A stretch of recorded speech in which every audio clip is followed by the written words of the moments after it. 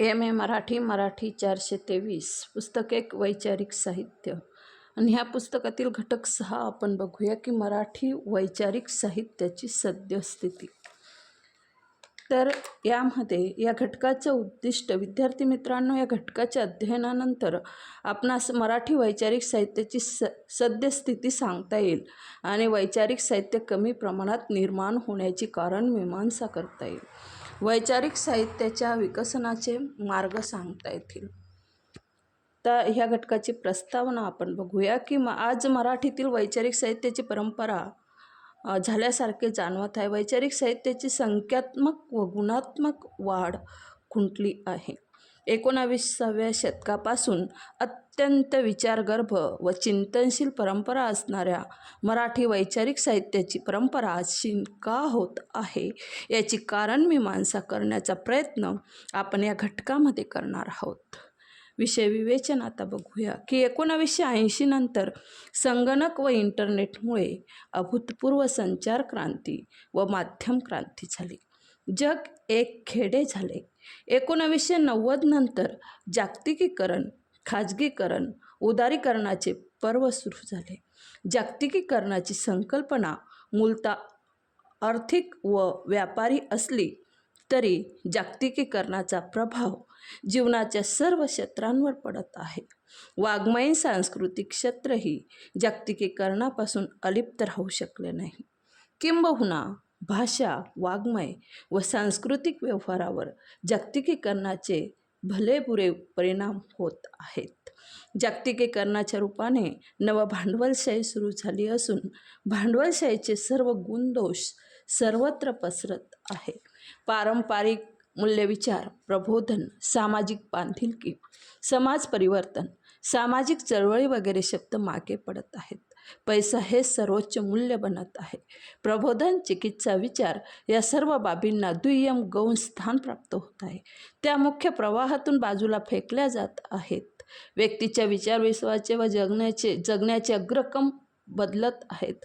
एका सांस्कृतिक संक्रमणाच्या टप्प्यातून आपण प्रवास करीत आहोत। इतिहासाचा अंत, तत्त्वज्ञानाचा अंत अशा प्रकारची मांडणी होत आहे आणि या सर्वांचा परिणाम व्यक्ती व समाजाची विचार प्रक्रिया व वैचारिक साहित्यावर होत आहे आणि वैचारिक साहित्य मागे पडत आहे आणि त्याकडे दुर्लक्ष होत आहे आणि वैचारिक साहित्याचे वाचन, लेखन, समीक्षा, वाद, चर्चा हे सारेच कमी होत आहे आणि सद्यस्थितीत ललित साहित्याची तुलना करता वैचारिक लेखन तुलनेने फार कमी होत आहे आणि वैचारिक साहित्याची सद्यस्थिती आपण आता बघूया की वैचारिक साहित्यातील सध्याच्या परिस्थितीत कारण मीमांसा काही अभ्यासकांनी व विचारवंतांनी केली आहे।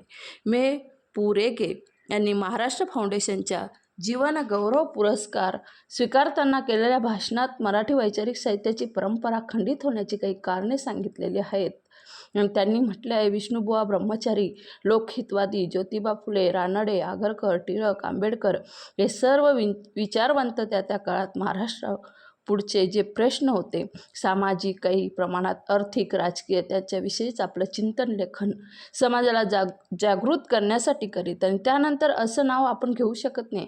आता यांना कोणी घडवलं होतं? पाश्चात्य तत्त्वज्ञानाने जे आधुनिक स्वरूपाच्या समाजाची पायाभरणी केली, अनुभववाद, वैचारिक विचार पद्धती यांना तसे स्वातंत्र्य, समता, बंधुता या प्रबोधन मूल्याचा आविष्कार कोणत्या प्रकारच्या जीवनात होईल याचा विचार करून त्या पार्श्वभूमीवर ही वैचारिक परंपरा महाराष्ट्रात विकसित झाली। पुढे गांधीवाद, मार्क्सवाद यासारखे अत्यंत प्रभावी असे वैचारिक संप्रदाय विकसित झाले, पण मराठीमध्ये त्याचं प्रतिबिंब पडलेलं आहे असं आपल्याला दिसत नाही। हे का झालं असावं? मला याचं कारण असं वाटतं की या प्रकारच्या विचाराला जे पायाभूत तत्त्वज्ञान होतं त्याची आपण हेळसांड केली। रेग्यांच्या मते विचार सांगणाऱ्या विचारवंतांनी त्या विचारांच्या मागच्या तत्त्वज्ञानाची नीट फेरमांडणी केली नाही। भारतीय दर्शनाचा व शास्त्रांचा जो वैचारिक वारसा आहे त्याकडे आपण पाश्चात्य प्रभावाने दुर्लक्ष केले आणि पाश्चात्य विचार परंपरा आमच्या स्वतंत्र विचारांचे कलम आपण करू शकलो नाही। कोणताही परकीय विचार लक्षात घेताना आपली ज्ञान परंपरा पूर्णपणे नाकारणे व दृष्टीआड करणे अयोग्य आहे आणि आपल्या वारसाचे चिकित्सक परीक्षण करून तारतम्य बाळगून त्यातले ग्राह्य फक्त स्वीकारून त्या परंपरेची आपली पकड मजबूत करण्याचा कार्यक्रम आपण हाती घेतला पाहिजे असे त्यांनी सुचवले आहे। शिरवाडकर यांनी आपले विचारविश्व या ग्रंथाच्या प्रस्तावनेत महाराष्ट्रातील विचारवंतांची परंपरा खंडित होण्यासाठी शिक्षण व्यवस्थेला जबाबदार धरले आहे. त्यांच्या मते महाराष्ट्रातील शिक्षण संस्थांना, विशेषतः महाविद्यालय आणि विद्यापीठे यांना आपली जबाबदारी पेलता आली नाही. 1950 नंतर जागतिक ज्ञान ज्या गतीने पुढे जात होते त्याचा महाराष्ट्रातील उच्च शिक्षण क्षेत्रात पत्ताही नव्हता. इतरांविषयी तुच्छता, आत्मसृष्टी, संकुचित दृष्टी आणि यांनी उच्च शिक्षण ग्रासले गेले आणि परिणामी मराठी विद्यार्थी म्हणजे मराठी मन सामान्य गुणवत्तेकडे ढकलले जात होते. आणि त्यात पुन्हा इंग्रजीतला कच्चेपणा आणि त्यामुळे सामान्यतेचे संपादन हे महाराष्ट्रातील उच्च शिक्षणाचे उद्दिष्ट बनले. आणि जीवनाच्या प्रगतीची प्रेरणाशक्ती म्हणजे त्या समाजाच्या विचारांची गुणवत्ता. विचारांची परंपरा क्षीण झाल्यावर महाराष्ट्रावर अवनीतीची छाया पसरणे अटळ होते. भारतातील उच्च शिक्षणाचा खालवलेला दर्जा पाहिला शिरवाडकरांच्या अणीतील तथ्य जाणवते. काही अपवाद वगळता विज्ञान आणि मानवविज्ञान शाखांमध्ये मूलभूत आणि स्वतंत्र विचार विद्यापीठात जन्म पावलेले दिसत नाहीत. स्वतंत्र कल्पनेवर नव्याने विचार करणारे उच्च शिक्षित तयार झालेले नाहीत. परीक्षाभिमुख वर्तमान शिक्षण व्यवस्थेत विचार आणि विचारवंत कसे निर्माण होणार असा मूलभूत प्रश्न शिरवाडकरांनी उपस्थित केला आहे त्यांच्या आपले विचार विश्व या ग्रंथात. आणि असा मूलभूत प्रश्न त्यांनी आपले विचार विश्व या ग्रंथात वैचारिक साहित्याच्या कुंठित अवस्थेचे हे कारण त्यांनी मांडले आहे. न्यायमूर्ती नरेंद्र चपळगावकर यांनी मराठीतील वैचारिक साहित्य, लेखक आणि समाज या अभ्यासपूर्ण लेखामध्ये आजच्या काळात वैचारिक साहित्य कमी प्रमाणात निर्माण होण्याची महत्त्वपूर्ण कारण मीमांसा केली आहे. त्यांच्या मते पूर्वीची वैचारिक साहित्य हे एकूण समाजस्थितीचा किंवा त्यातील एखाद्या विभागातील स्थितीचा आस्थेने विचार करून त्याबद्दल आस्थेने लिहिले गेले. या सर्व लेखकांचे, मग ते लोकहितवादी, रानडे, टिळक, आगरकर, फुले, आंबेडकर कोणीही असो, समाजाशी एक घट्ट नाते होते. समाजाशी आत्मीयता होती. आपले जीवन आणि हितसंबंध समाजापेक्षा वेगळे नाहीत, या समाजाचाच ते एक भाग आहे जी त्यांना जाणीव होती. आणि त्यांच्या जाणीवेतून त्यांनी हे लेखन केले आहे. आज सुशिक्षितांच्या संख्या खूप वाढली आहे, मध्यमवर्ग खूपच विस्तारला आहे, पण त्या मध्यमवर्गातील प्रत्येक व्यक्तीचे एकूण समाजाशी असलेले नाते संपुष्टात आले आहे किंवा ते ठिसूळ तरी झाले आहे. आपल्यापुरते, आपल्या कुटुंबापुरते आपण पाहू, समाजाची उठाठेव कशाला अशी वृत्ती वाढीस लागली आहे. सर्व समाज घटकांच्या एकत्रित हिताचा विचार आपण कशासाठी करायचा असा प्रश्न सुशिक्षितांना पडत आहे. वैचारिक साहित्याची निर्मिती त्या मताचा, सल्ल्याचा, सत्यदर्शनाचा वाचकांनी विचार करावा यासाठी होत असते. लेखक वाचकांना आपला विचारक मानतो, त्यांना विश्वासात घेऊन आपले विचार त्यांच्यासमोर मांडतो व त्यांनाही विचार करण्याचे आव्हान करतो. लेखक आणि वाचक यांची ही सहभागाची प्रक्रिया आहे. विचार हा विचारांनीच तपासून स्वीकारला गेला पाहिजे, अंधश्रद्धेने नव्हे. आणखी एक महत्त्वाची गोष्ट म्हणजे ज्या वातावरणात उदारता असते त्याचवेळी नवा विचार जन्माला येऊ शकतो. लेखकाला समाजाची स्थिती जाणून घेण्याचे स्वातंत्र्य पाहिजे, त्याबद्दल स्वतंत्रपणे विचार करण्याची मुभा पाहिजे आणि त्याला आपला विचार मोकळेपणा मांडण्याचे स्वातंत्र्य पाहिजे. म्हणून जेथे उदारमतवादी लोकशाही खऱ्या अर्थाने अस्तित्वात आहे व शासन किंवा झुंडशाहीची दडपणे अस्तित्वात नाही, तेथेच विचारांचा खराखुरा संवाद होऊ शकतो. वैचारिक साहित्य जन्माला येऊ शकते. आज बहुतेक गटांचा स्वतःच्या विचारांबद्दलचा आग्रह इतक्या टोकाला गेला आहे की विचार स्वातंत्र्याच्या रक्षणासाठी लढा देण्याची घोषणा करणारे सुद्धा दुसऱ्याचे विचार ऐकायला तितकेसे उत्सुक नसतात असे काही वेळा दिसते. एकांतिक भूमिका आणि प्रतिपादनशीलता, कर्कशता, एकमेकांच्या हेतूबद्दलचे खरेखोटे पूर्वग्रह यामुळे वातावरणाला संवाद जवळपास संपुष्टात आला आहे. समाजातील संवादासाठी लागणारे मोकळेपण आणि निर्भयता कदाचित कमी झाली असावी, आकसली असावी, दुसऱ्याला विचार ऐकण्याची क्षमता कमी झाली असावी. हे एक कारण वैचारिक साहित्य कमी लिहिले जाण्याला कारणीभूत झाले असावे. स्वातंत्र्यपूर्व काळात प्रसिद्ध होणारे वैचारिक लेखन मुख्यतः दोन प्रकारचे होते. त्यातील स्वातंत्र्याची प्रेरणा देणाऱ्या लेखनाला शासकीय निर्बंधाचा अडथळा होता व तो समोर ठेवून किंवा जुगारून देऊन लिहावा लागे. सामाजिक चिकित्सा प्रस्थापितांना सहन होत नसे. प्रतिगामी वर्ग व त्याबद्दल सुधारकांना धारेवर धरत स्वातंत्र्यानंतर ही दोन्ही बंधने शिथिल झाली. तरी आज अभिव्यक्तीचे स्वातंत्र्य पूर्णपणे अस्तित्वात आहे असे म्हणणे कठीण आहे. राजकीय आणि सामाजिक बाबतीत काही मंडळींच्या भूमिका अगदी टोकाच्या अपरिवर्तनीय कर्कश झाल्या आहेत. आपल्या भूमिकेविरुद्ध किंवा त्या भूमिकेपासून थोडेसे वेगळे असलेले विचार मांडलेले त्यांना अजिबात सहन होत नाही. समाजातील वेगवेगळ्या व्यक्तींचे वेगवेगळे विचार असू शकतात, पण त्या सर्वांना तसे विचार मांडण्याचा अधिकार आहे. हे घटनेतील तत्त्व मनोमन त्यांना मान्यच नसते. त्यातील काही तर आम्ही घटनेचा आदर करतो, ती आम्हाला वंदनीय आहे असे सांगत असतात. प्रत्यक्षात त्यांचे वर्तन मात्र त्या विरुद्ध असते. ही जी वैचारिक असहिष्णुता आज दिसत आहे, ती विचारवंतांच्या स्वतंत्र मत प्रतिपादनाला जन्मकळीच खुडू पाहणारी प्रवृत्ती आहे. हे एखाद्या विशिष्ट मतप्रणालीचे लोकच वाढवत आहेत असे नाही. सर्वच विचारांच्या मंडळींनी आता आपापली भर टाकली आहे. लोकशाहीचा आधार असलेला जो उदारमतवाद, त्याची आपण फारकतच घेतली आहे. समाजस्थितीचा विचार करत त्यातले दोष दाखवत त्याबद्दल निर्भीडपणे आपले मते मांडायची, हे जर विचारवंतांचे कार्य मानले तर त्यांचे विचार आणि लेखन हे सत्यकालीन परिस्थितीबाबत असले पाहिजे. गतकाळातील अन्यायाविषयी बोलणे सोपे असते, वर्तमानातील अन्यायाविषयी बोलणे जोखमीचे असते, कारण अन्याय करणारे बलवान असतात व त्यांना आपल्यावरची टीका आवडत नसते. ते केवळ राजकारणात असते असे नाही, तर ते जीवनाच्या सर्व क्षेत्रात असते. आज समाजात घुसलेल्या अपप्रवृत्ती जीवनाच्या सर्वच अंगामध्ये हुकुमशाही, झुंडशाही यांचा वाढत चाललेला प्रभाव याविषयी विचार करणे व तो निर्भयपणे मांडणे हे आजच्या विचारवंतांचे कार्य आहे. ते करताना विचारवंतांना आपल्या विचारांची किंमतसुद्धा द्यावी लागते. त्यासाठी जो तयार असतो तोच खरा विचारवंत. नरेंद्र चपळगावकरांनी वैचारिक साहित्य कमी प्रमाणात निर्माण होण्याची वस्तुनिष्ठ कारणमीमांसा केली आहे. वैचारिक साहित्याच्या कुंठित अवस्थेत सध्याचा समाजही तितकाच जबाबदार आहे. समकालीन राजकीय, सामाजिक, सांस्कृतिक पर्यावरणाचा विचारवंतांवर, लेखकांवर परिणाम होत असतो.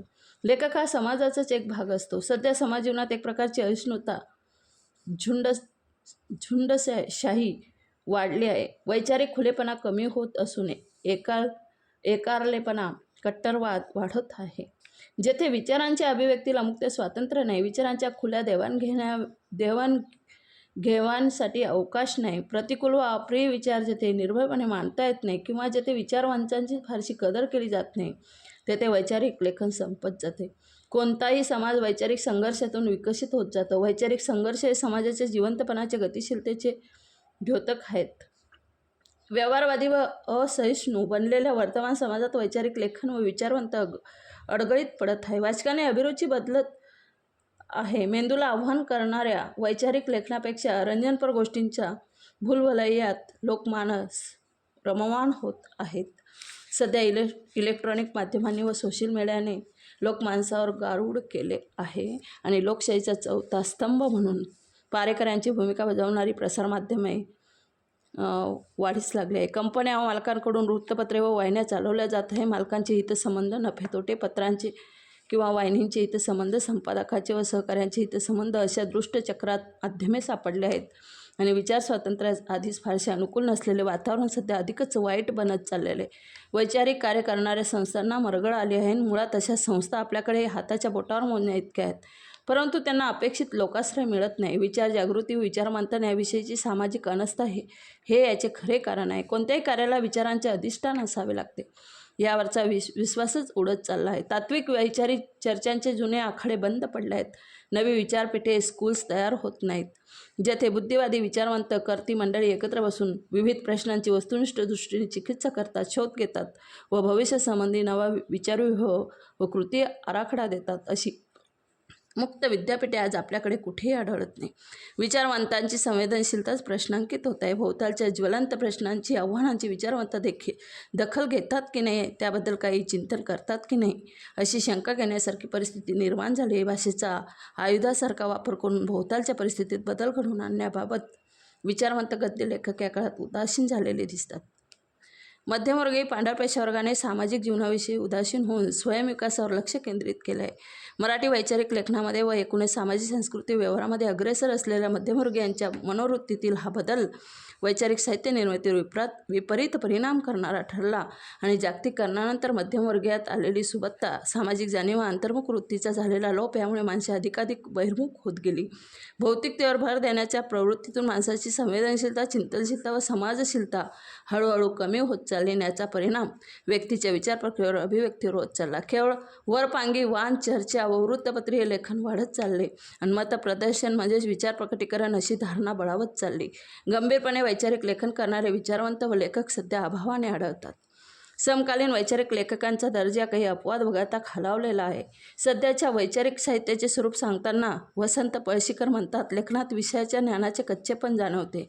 लेखनात व्यक्त झालेली मते त्यामागील विवेचन यामध्ये स्वतःच्या चिंतनापेक्षा उसनवारीवर भर असतो. लेखन अघळ-पघळ